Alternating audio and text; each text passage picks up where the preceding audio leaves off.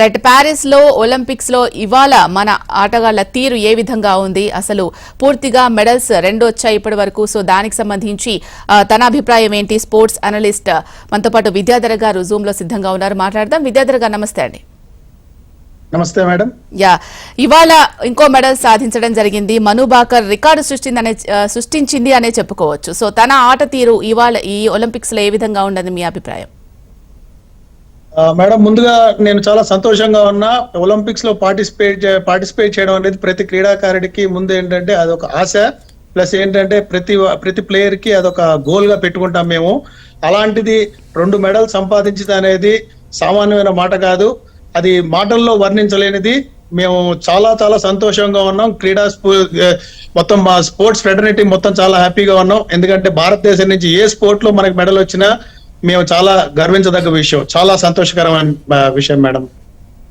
తన ఆట తీరు ఎలా అనిపించింది ఈ రోజు? తన పర్ఫార్మెన్స్ చూశాక మీకు ఎలా అనిపించింది? వాళ్ళ పేరెంట్స్ అయితే చాలా హ్యాపీగా ఫీల్ అవుతున్నారు. వాళ్ళు ఆట తీరు కంటే కూడా వాళ్ళ మదర్ నేను వెంటనే తనకు ఆలు పరాటా తినిపిస్తాను, అది కూడా వేడివేడిగా, తను అదే తింటుంది ఇష్టంగా అని చెప్పి తన హ్యాపీనెస్ ని ఆ విధంగా ఎక్స్పెక్ట్ చేయడం జరిగింది. సో మీరేమనుకుంటున్నారు, తన ఆట తీరు ఎలా అనిపించింది మీకు ఈ రోజు?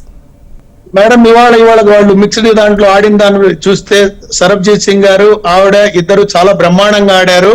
ఎందుకంటే ఒక మెడల్ సాధించి, ఎప్పుడైతే ఒక క్రీడాకారుడు ఒక మెడల్ సాధించిన తర్వాత చాలా ప్రెషర్ సిచ్యువేషన్ లో ఉంటాం మనము, అలాంటిది వాళ్ళు అవన్నీ అధిగమించి 2వ మెడల్ కూడా సాధించారు. చాలా సంతోషం. ఎందుకంటే వాళ్ళ అమ్మగారు నేను కూడా విన్నాను ఇప్పుడే, వాళ్ళ అమ్మగారిది ఆనందం, సంతోషం. ఎందుకంటే క్రీడాకారులు చాలా మేమేంటంటే ఈ ఆటల ముందు ఏంటంటే మేము చాలా వదిలేస్తాము, బట్ ఇప్పుడు ఏంటంటే ఆ సంతోషంతో ఆవిడ ఏంటంటే చాలా ఆనందంగా మాట్లాడారు. మేము కూడా చాలా ఆనందంగా ఉన్నాం. కంగ్రాచులేషన్స్ టు మను భాకర్ మాట్లాడుతూ తన విజయానికి భగవద్గీత ఎంతగానో తోడ్పడింది అని చెప్పడం జరిగింది. అంటే ఒక ఆటగాళ్లకు ఒత్తిడి అనేది ఎక్కువగా ఉంటుంది, సో అవన్నిటిని అధిగమించాలి అంటే భగవద్గీత చదవడం ఇంపార్టెంట్ అని అయితే తన ఒపీనియన్ షేర్ చేసుకోవడం జరిగింది. మీకేమనిపిస్తుంది తన మాటలు విన్న తర్వాత?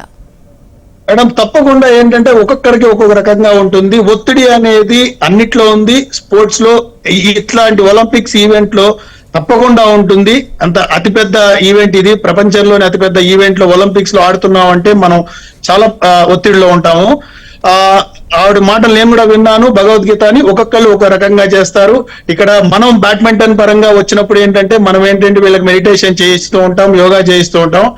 అట్లా ఆవిడ భగవద్గీత చదువుకొని ఏంటంటే మనసు ప్రశాంతత అలా ఉంటే, ఎప్పుడైతే మనకు మనసు ప్రశాంతంగా ఉండదో ఆవిడ ఎప్పుడైతే అది చదువుతారో మనకి చాలా ప్రశాంతత వస్తుంది. ప్లస్ మన ఫోకస్ గ్యారంటీగా పెరుగుతుందండి. ఏంటంటే చాలా మంది మనం ఏంటంటే ఇవాళ ఇప్పుడు ఇండియాలో మళ్ళీ మనం పాత పద్ధతి లాగా యోగా ఇవన్నీ మనం మొదలు పెట్టాము. అట్లా 100% నేను వీటన్నిటి మీద బిలీవ్ చేస్తానండి. ఆవిడకి భగవద్గీత తోడ్పడడంలో 100% దాంట్లో వాస్తవం ఉందండి. రైట్, మెడల్స్ ఏవి రాకపోయినా కూడా మన ప్లేయర్స్ అందరూ కూడా మిశ్రమ ప్రదర్శన చూపిస్తున్నారు. ఎయిర్ పిస్టల్ మిక్స్డ్ ఈవెంట్ లో మహిళల సింగిల్స్ అది కొంచెం డిఫరెంట్ గా కనిపించారు. హాకీ ఏమో డ్రాగా ముగించడం జరిగింది. సో ఇవాల్టి ప్రదర్శన చూస్తే మన ప్లేయర్స్ ఆట తీరు ఏ విధంగా ఉందంటే వాళ్ళ పర్ఫార్మెన్స్ ఓవరాల్ గా చూసుకున్నట్లయితే థర్డ్ డే ఎలా అనిపించింది? మేడం, కొంచెం చెప్పాలంటే కొంచెం నిరుత్సాహంగానే బాధతో ఉంటాం. ఎందుకంటే ఇంకొన్ని మెడల్స్ మనం ఎక్స్పెక్ట్ చేసాము. అలాంటివి కొన్ని క్వార్టర్ ఫైనల్స్ లో ఇందాక మనం చూసినట్టు 2-3 మెడల్స్ మనకు మిస్ అయినాయి. అవి కూడా వస్తే చాలా సంతోషంగా ఉండేది. బట్ ఆల్ ఓవర్ చెప్పాలి అంటే మన దేశంలో ఇదివరకు కంటే చాలా మెరుగుపరుస్తున్నాం ఆటల్లో. ప్లస్ మీడియా మీలాంటి వాళ్ళు అందరూ ముందుకు వచ్చి చాలా ప్రోత్సహిస్తున్నారు. So we are expecting more medals in coming days madam. Vidyadhar garu ఇప్పుడు షార్ట్ బ్రేక్ తీసుకుందాం. బ్రేక్ తర్వాత మళ్ళీ